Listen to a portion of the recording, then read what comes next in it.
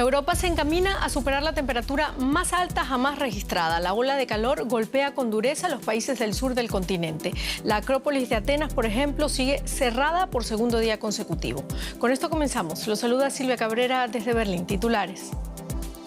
El calor extremo azota Europa y pone en peligro la salud de millones de personas. En Italia podrían batir récords en los próximos días. Los termómetros podrían superar los 48 grados centígrados. Alerta sobre todo para los turistas. Decenas de colombianos están presos en las cárceles de El Salvador bajo acusaciones de pertenecer a grupos ilícitos. Familiares denuncian que fueron detenidos por tener un aspecto de pandillero y aseguran desconocer completamente la situación en la que se encuentran.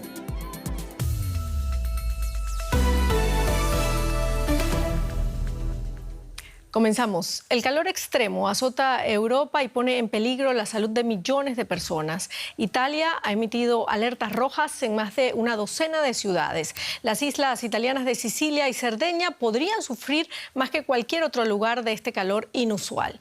Mientras que en algunas partes de Grecia se prevé que se alcancen máximas de 44 grados centígrados. Francia, Alemania, España y Polonia también soportan altas temperaturas. Sofocantes columnas de humo llenan los cielos de La Palma, una de las Islas Canarias españolas. Las imágenes de la Guardia Civil revelan la magnitud del incendio forestal. En un verano ya bastante caluroso, las autoridades ayudaron a evacuar varias viviendas. Más de 500 personas han tenido que abandonar la zona. Las temperaturas extremas se hacen sentir en toda Europa. Las autoridades italianas emitieron una alerta por el calor en 16 ciudades, entre ellas concurridas zonas turísticas. El calor en las góndolas nos hace mucho daño, puede alcanzar los 50 grados. Ya hemos intentado medirlo.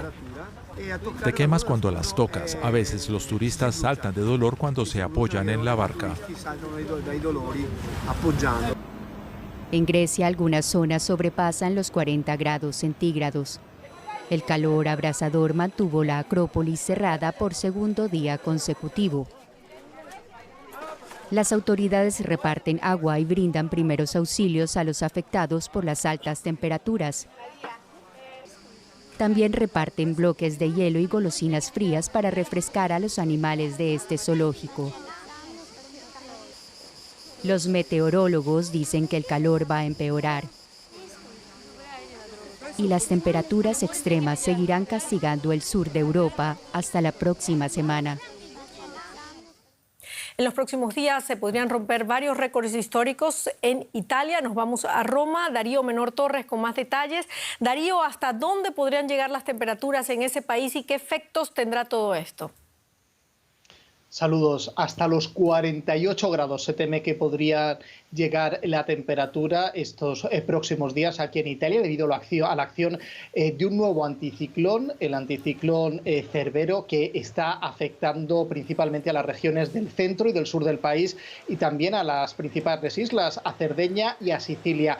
Fue en la principal isla del Mediterráneo donde hace 2 años, en agosto, se alcanzaron los 48,8 grados, la temperatura más alta jamás registrada en Europa, pero es un récord que podría batirse con esta nueva ola de calor que está sufriendo el país. Increíble, Darío, 48 grados. ¿Qué medidas se están tomando para hacerle frente a esta ola de calor y a esas altas temperaturas? Las autoridades italianas hacen los habituales llamamientos para que la población, principalmente aquellas personas más vulnerables, se protejan del sol, no paren de hidratarse y también eviten salir de casa en los horarios centrales del día, que son aquellos en los que se registran temperaturas más altas. Hay que tener en cuenta que Italia es uno de los países europeos que más está sufriendo los efectos de la emergencia climática, hasta el punto de que, según un reciente estudio, el verano pasado fue el país del viejo continente que registró un mayor número de fallecidos por el calor. Fueron 18.000 personas. Fue además alrededor de más del doble de la media europea debido a una alta de las temperaturas durante el pasado verano que superó los 2 grados respecto a la media de los últimos años. Muchísimas gracias, Darío Menor Torres, desde Roma. Saludos. Otros temas. El próximo lunes arranca en Bruselas la esperada cumbre de 2 días entre la Unión Europea y la Comunidad de Estados Latinoamericanos y Caribeños, la CELAC. El objetivo es afianzar los vínculos entre ambos bloques regionales. La Unión Europea considera un éxito que la reunión al más alto nivel tenga lugar por primera vez en 8 años, luego de la pandemia y de la salida temporal de Brasil del bloque latinoamericano. La UE tiene esperanzas por dar un impulso definitivo al acuerdo comercial de la Unión Europea con el Mercosur. El presidente de Chile, Gabriel Boric, abogó en Madrid por cerrar la actualización del acuerdo existente entre la Unión Europea y Chile. Cuba, Venezuela y Nicaragua vetaron la participación del presidente de Ucrania, Volodymyr Zelensky, en la cumbre de Bruselas. Y la recientemente nombrada canciller de México, Alicia Bárcena, que representará al presidente Andrés Manuel López Obrador en esta cumbre de Bruselas, advirtió que la reunión no va a ser fácil. Entre los asuntos espinosos, Bárcena citó una reciente resolución del Parlamento Europeo sobre Cuba, en la que se pide adoptar sanciones a los responsables acusados de violaciones persistentes a los derechos humanos en la isla. Por un lado, poner en acuerdo a 27 estados de Europa y a 33 de América Latina y del Caribe, pues no ha sido fácil. Hemos encontrado puntos de consenso, tenemos una declaración que se está negociando aún, ¿verdad? Y bueno, sin duda México seguirá apoyando que se elimine, que se retire el bloqueo hacia Cuba, lo hemos hecho históricamente y seguiremos en ello. Y en Guatemala, el partido Semilla de Bernardo Arévalo lanzó el viernes su campaña electoral pese a la incertidumbre provocada por una investigación de la Fiscalía que había pedido su inhabilitación, una medida que fue avalada por un juez penal. Sin embargo, tanto el Tribunal Supremo Electoral como el Tribunal Constitucional revocaron la medida que dejó sin efecto la exclusión de la candidatura de Arévalo. Arévalo, líder de un partido progresista surgido al calor de las protestas del 2015, ha ganado respaldo popular por su empeño en la lucha contra la corrupción sistémica en el país centroamericano. Enfrentará en el balotaje de agosto a la ex primera dama Sandra Torres, luego de superar la odisea judicial que puso en peligro su candidatura. Entre tanto, las movilizaciones ciudadanas no cesan en demanda del pleno respeto a los resultados obtenidos en la primera vuelta electoral. Y en Colombia, medios nacionales aseguran que decenas de colombianos están detenidos de manera injusta en El Salvador bajo acusaciones de pertenecer a grupos ilícitos. Una imputación que se repite bajo el gobierno de Nayib Bukele, que decretó un estado de excepción en marzo del 2022 para luchar contra las pandillas. La angustia que viven más de 50 familias colombianas que desconocen el paradero de sus parientes aumenta a diario y a pesar del clamor, las autoridades salvadoreñas no se han pronunciado al respecto. María dice que la enferma el clima de la capital colombiana y que tras su operación debería guardar reposo, pero aquí está exigiendo frente a la embajada salvadoreña en Bogotá respuestas sobre la detención de sus hijos.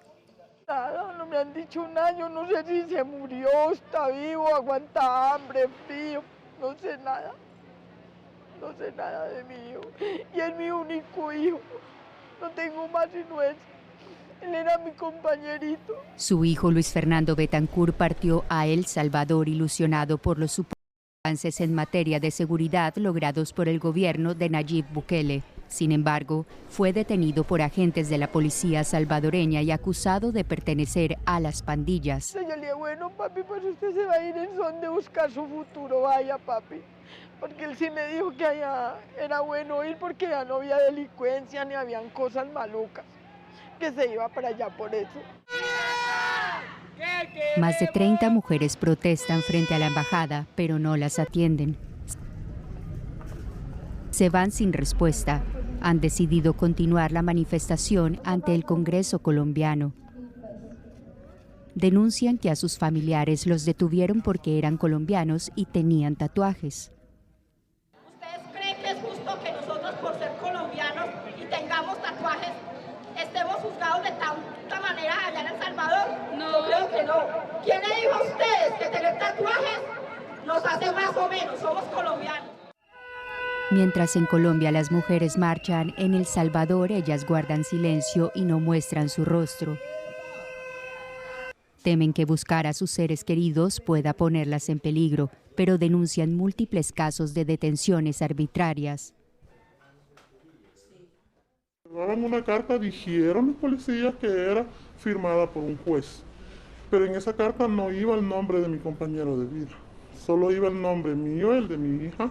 Bendito sea Dios, a nosotros no nos arrestaron porque no encontraron nada, pero se llevaron a mi compañero de vida. La incertidumbre de las familias aumenta. Diversas ONGs han denunciado casos de tortura y condiciones de inanición en las cárceles de El Salvador. También afirman que han muerto unas 300 personas que estaban presas. En el 60% de esos casos aseguran como consecuencia de hechos violentos. También tenemos casos, por ejemplo, de Guatemala, Nicaragua, Honduras.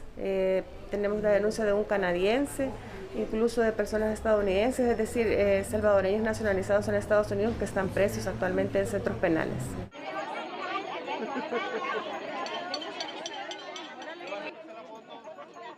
Las familias denuncian que no tienen comunicación con sus seres queridos desde hace meses y que tras sus capturas los organismos estatales de El Salvador se toman medio año para hacer su investigación, periodo que muchas veces se posterga sin que ellas tengan noticias. A través de estos actos, los familiares de los colombianos presos en Salvador se dieron cuenta que eran muchos más de los que pensaban. Son 54 familias que le exigen al consulado colombiano que les dé respuesta sobre sus familiares. Y en El Salvador, las ONGs aseguran que el Estado salvadoreño guarda silencio pese a sus denuncias. Bueno, nos quedamos en Colombia porque el gobierno y la guerrilla del ELN hicieron públicos este sábado los protocolos del cese de fuego firmados ayer en La Habana. Los documentos contienen las reglas de juego a los que se deben atender tanto el Ejecutivo de Gustavo Petro como el Ejército de Liberación Nacional. Se trata de 9 protocolos que describen el proceso del cese al fuego bilateral en todo el país, como el rol de la Iglesia Católica o la seguridad para los integrantes del monitoreo y verificación. El alto el fuego se implementará el próximo 3 de agosto y se extenderá por 180 días prorrogables. Y vamos ahora con un resumen de otras noticias importantes del día. Un grupo de militantes del oficialista Partido Socialista Unido de Venezuela impidió a la precandidata opositora María Corina Machado realizar un evento de su campaña electoral en Petare, la favela más grande del país. La política inhabilitada por el gobierno de Nicolás Maduro acusó al oficialismo de haber alterado en varias ocasiones sus actos electorales. El Consejo de Seguridad de Naciones Unidas ha votado a favor de extender el mandato de su misión en Haití. La resolución allana el camino para que el Consejo pueda responder a la petición de Haití de apoyo en materia de seguridad. Desde hace tiempo el país es asolado por niveles crecientes de violencia de bandas criminales, secuestros y violencia sexual. Los últimos barcos que transportan grano ucraniano abandonan el Mar Negro. El acuerdo para proteger los envíos de granos vence el lunes. El presidente de Rusia, Vladimir Putin, ha amenazado con no renovar el acuerdo si no se levantan algunas sanciones occidentales. El pacto de un año de duración ha ayudado a mantener las exportaciones y a paliar la crisis alimentaria mundial. Y seguimos ahora con tenis. Marketa Vondrousova sorprendió en Wimbledon con su victoria. La checa es la primera jugadora en ganar el torneo femenino sin ser cabeza de serie. Vondrousova se impuso ante la favorita, la tunecina Ons Jabeur, por 6-4 y 6-4, adjudicándose así su primer título de Grand Slam. A pesar de que Vondrousova comenzó con desventaja en los 2 sets, pudo remontar para vencer a la número 6 del ranking. Jabeur se convierte así en subcampeona por segundo año consecutivo. Y finalmente, el astro del fútbol mundial, Lionel Messi, firmó contrato con el Inter Miami de la MLS hasta el 2025 y este domingo será presentado oficialmente en un evento de gran envergadura. Con estas imágenes fue presentado, ahí lo tienen en redes sociales. En Inter Miami, Messi ocupará un puesto de jugador designado, una figura contractual que permite a los equipos de la MLS sortear los límites salariales de la liga para sus fichajes de renombre. Tras 2 temporadas en el PSG francés, el campeón del mundo de 36 años cierra así su etapa europea. Y con esto terminamos nuestro informativo. Muchísimas gracias por habernos acompañado. Feliz sábado para todos. Hasta luego.